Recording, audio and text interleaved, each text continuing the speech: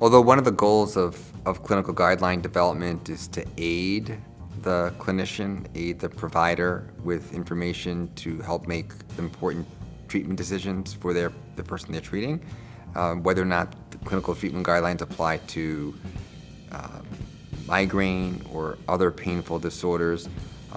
What's left and what's not completely divulged is that clinical treatment guidelines can't make a good treatment decision per se for an individual patient. And so the way that clinical treatment guidelines get lost in translation, be it for migraine or another painful condition, is that studies that are done in large populations and guidelines which are developed from studies that have been done in large populations don't address the individual in front of you. So those guidelines won't be likely to help an individual person find the best treatment for that person. And I think that's a point that's often missed. I think the goal of guidelines is to improve patient care, and I'm not sure that they accomplish that.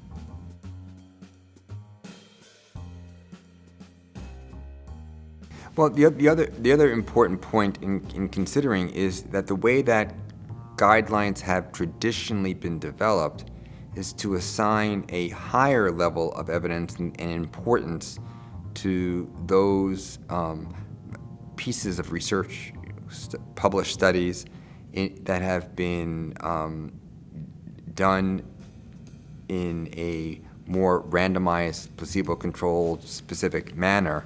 And the problem there is that very often those studies essentially cherry-pick the populations. So the people who are studied are not the people who are seen in practice. And so the results that you get from a study in which people might have been excluded because they were too complicated, they had too many problems going on, does not jive, it's not in sync with the reality that clinicians face every day, which is, this person's really complicated. How do I take care of their migraine given their complications?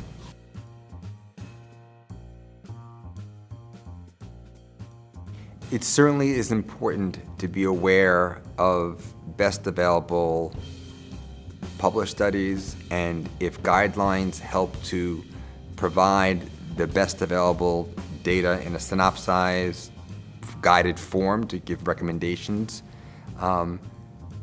it's sort of trust but verify. You can trust that a well-done guideline may have looked at the available literature in an appropriate, standardized way.